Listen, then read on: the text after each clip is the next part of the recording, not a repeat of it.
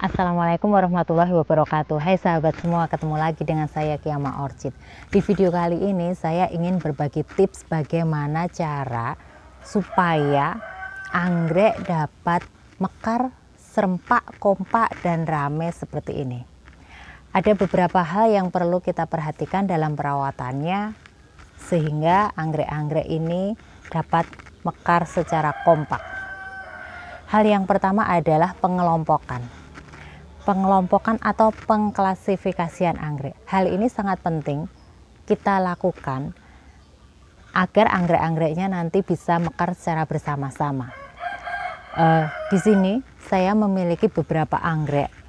Ini anggreknya sudah berbunga, baik dendrobium, kemudian anggrek bulan, kemudian di sini ada oncidium. Nah, pengelompokan yang pertama ini kita ambil untuk anggrek-anggrek yang posisinya sedang berbunga atau spike.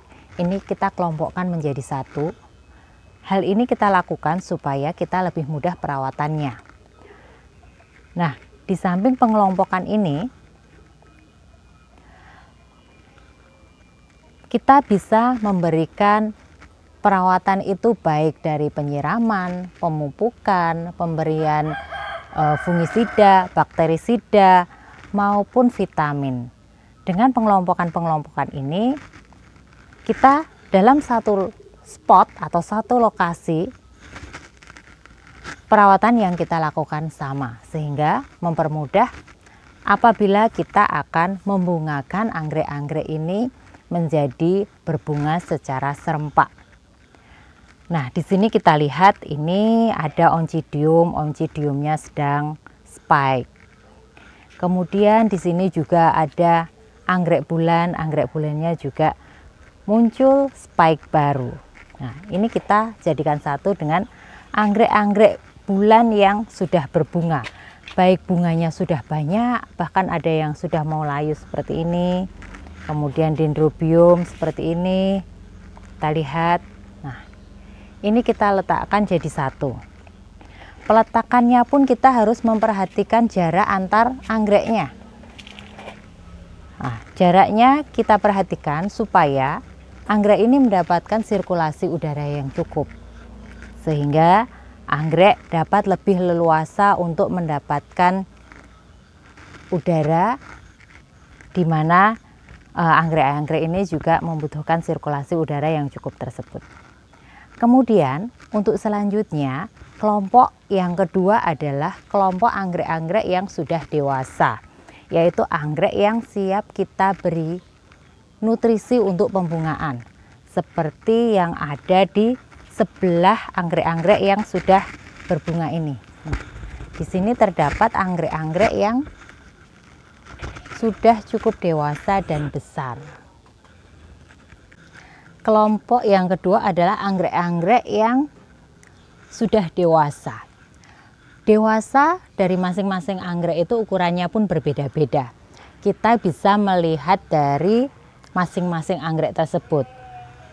Untuk dendrobium, kemudian untuk anggrek bulan, kemudian untuk anggrek-anggrek jenis yang lain seperti ini ada anggrek sikat, ini juga sudah dewasa. Anggrek bulan yang ini juga sudah dewasa. Nah, terlihat seperti ini. Nah, pengelompokan ini untuk semua jenis anggrek saya jadikan satu. Jadi ini ada dendrobium, anggrek sikat, kemudian di sini ada anggrek bulan, kemudian di sini juga ada oncidium. Nah, apakah terlihat? Nah, di sini juga ada oncidium. Jadi ini ada beberapa jenis anggrek saya jadikan satu karena memang mereka sama-sama kondisinya dewasa, sehingga untuk perawatannya akan sama.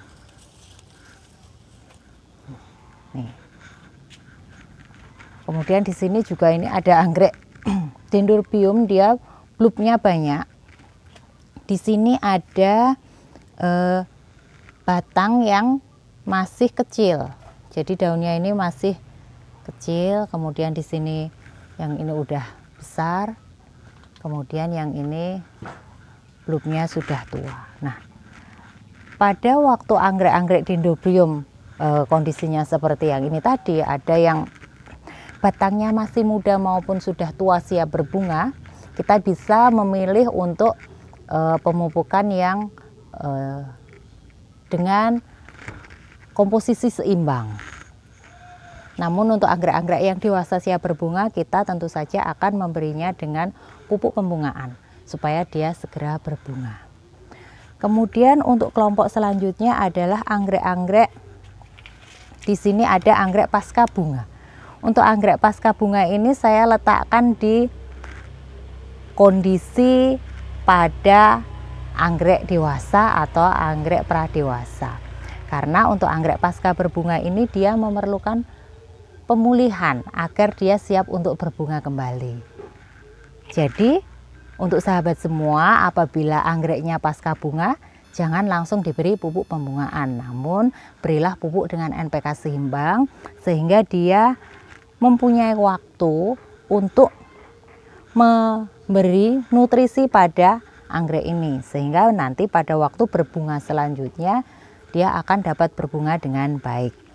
Untuk sisa-sisa batang bunganya pun dibiarkan, karena nanti kalau dia ingin berbunga, di sini ada ujung spike yang lama ini, nanti dia akan muncul bunga baru lagi. Nah, di sini walaupun plantnya kecil karena ini merupakan anggrek bulan mini, dia memiliki batang bunga yang cukup banyak dan ini bunganya rimbun. Kemudian untuk selanjutnya ada juga anggrek-anggrek yang masih tergolong remaja. Nah, seperti ini. Ini juga kita kelompokkan anggrek-anggrek yang tergolong remaja seperti ini. Ini ukurannya juga belum begitu besar. Nah, untuk anggrek-anggrek ini kita melakukan perawatan seperti anggrek usia remaja. Pupuk yang kita berikan adalah pupuk yang mengandung N yang tinggi, sehingga dia akan tumbuh lebih cepat. Jadi jangan sampai kita salah memberikan pupuk atau salah merawat anggrek, karena apabila yang kita lakukan perawatannya tidak maksimal, maka dia akan tumbuhnya pun tidak maksimal. Untuk selanjutnya adalah anggrek-anggrek dengan kondisi bulbnya masih muda-muda. Nah, di sini seperti kita lihat, di sini ada batang anggrek yang sudah berbunga pasca bunga. Nah, biasanya setelah anggrek dendro berbunga, dia akan muncul tunas-tunas baru. Nah, di sini tunasnya cukup rimbun. Ini sangat menyenangkan sekali karena tentu saja nanti ke depannya anggrek ini menjadi ramai apabila berbunga. Nah, di sini untuk tunasnya yang cukup besar sudah mendekati ukuran anggrek bulan yang anggrek dendro ini yang dewasa. Nah, pemupukan ini bisa kita sesuaikan juga.